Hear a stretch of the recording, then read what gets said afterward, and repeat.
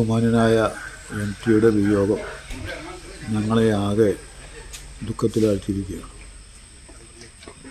ഈ കൂടല്ലൂർക്കാരുടെ, അതുപോലെ തന്നെ ആനക്കരക്കാരുടെ, അതുവഴി നമ്മുടെ പാലക്കാടിൻ്റെയും നമ്മുടെ കേരളത്തിൻ്റെയും ഇന്ത്യയുടെയും തന്നെ യശസ്സ് ഉയർത്തിപ്പിടിക്കാൻ കഴിഞ്ഞ ഏറ്റവും വലിയ ഒരു എഴുത്തുകാരനും അതുപോലെ തന്നെ സാഹിത്യകാരനും ആയിരുന്നു എം.ടി എന്ന് ഞാൻ പറഞ്ഞറിയിക്കേണ്ട കാര്യമില്ലല്ലോ.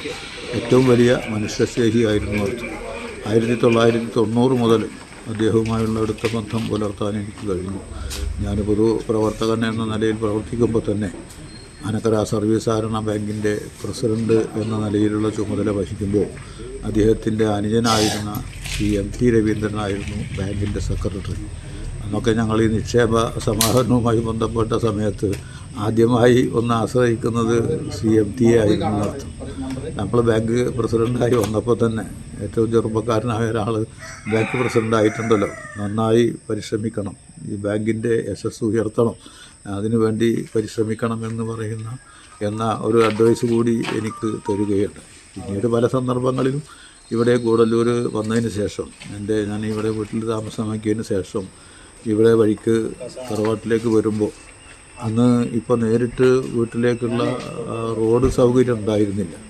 അദ്ദേഹം ഇവിടെ വീട്ടിൽ വന്ന് വണ്ടി നിർത്തി പിന്നെ വരമ്പിലൂടെ അങ്ങോട്ട് കയറി പോകുന്ന ചിത്രമാണ് ചിത്രത്തിലുള്ളത്. അപ്പോൾ ഏത് സമയത്തും ഇവിടെ വരുമ്പോൾ, പ്രത്യേകിച്ച് ഓണ സമയത്ത് തറവാട്ടിൽ വന്നിരുന്നു.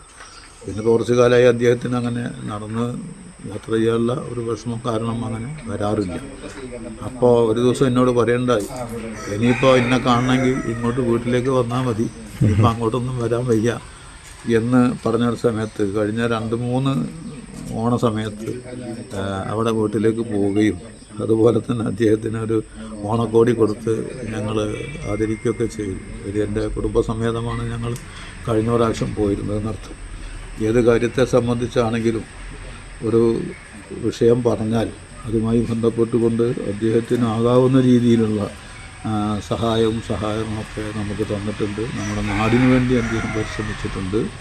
നാടിൻ്റെ യശസ്സ് ഉയർത്തിപ്പിടിക്കാൻ വേണ്ടി മുന്നേ സഞ്ചരിച്ചു പോയിരുന്ന ആളുകളുടെ കൂട്ടത്തിലോ അതല്ലെങ്കിൽ അതിനേക്കാളോ നമ്മുടെ ഈ നാടിൻ്റെ യശസ്സ് ഉയർത്തിപ്പിടിക്കുന്നതിന് വേണ്ടി അദ്ദേഹത്തിനോട് നമുക്ക് കഴിഞ്ഞിട്ടുണ്ട്.